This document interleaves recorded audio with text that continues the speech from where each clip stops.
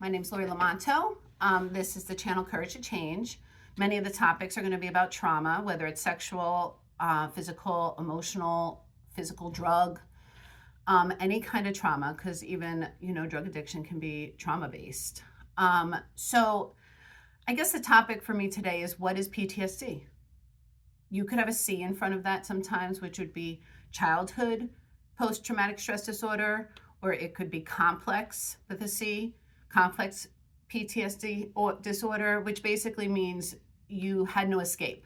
Okay, you grew up in a home that was chronically abusive, whether it be from addictions or sexuality or problems that were just in your home, that it was complex. It never went away.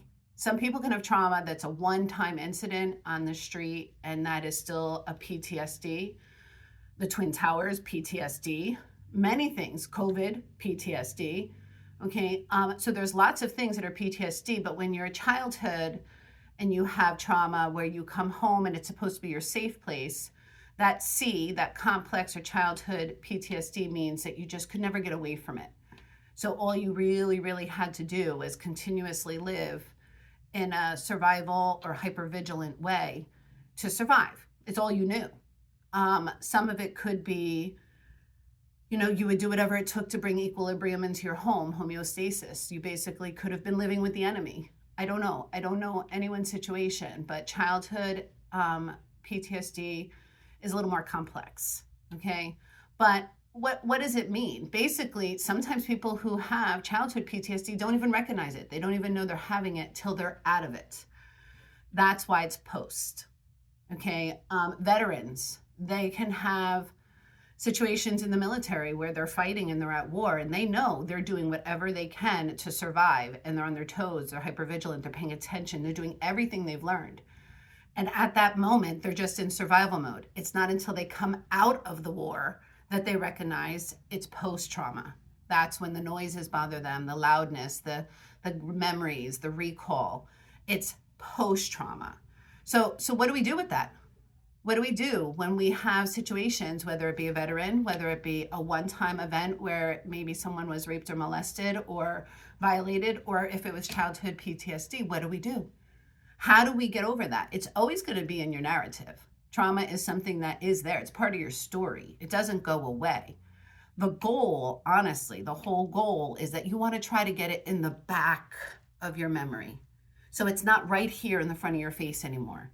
Sort of like if you have a cup of coffee, you can remember you had a cup of coffee, but it's in the back of your memory, even though it's part of your story in that morning, okay? Trauma is something similar where when you work with me or my other practitioners, it's going to be where and how can you get that trauma to be in the back of your memory so it doesn't disturb your life, so it doesn't make your life so complicated or maladaptive, so it doesn't make your relationships so complicated. One can recover and heal from trauma. It's just putting the effort into it. It's really saying, I'm going to choose to put effort into these memories and get, cognitive behavioral therapy or emotional regulation, DBT therapy, or just trauma-based therapy, EMDR. I'm going to do these things because I want those memories to be way, way back where they don't affect my daily living anymore. So you can recover from it. But I did want to explain today that PTSD means when you're in the trauma, you don't actually even recognize it. You're just doing whatever it takes to be in homeostasis, whatever it takes to be in equilibrium and bring balance into your home or into the war or into wherever situation you're in, whatever it takes to survive. It isn't until you're out of it. And that's when you have to start saying, okay, now I have some things I have to actually address. Don't be hard on yourself. Just know there's different ways that trauma can affect people, and it doesn't even have to be this extreme. It could be that you had a sickness and you were sick as a kid with cancer and you had to go through chemotherapy. Now you're afraid of doctors and you have trauma of going into hospitals. It's anything, but it's post. It's something that's after the effect. Okay, so please, be encouraged today that there is a way to make those memories be further back. There is a way with steps that you can work through. Whether you come to my office, whether you watch other videos, there's going to be ways that we can help you to overcome the post-traumatic stress disorder reactions. I hope you press the like button. I hope you subscribe. Thank you.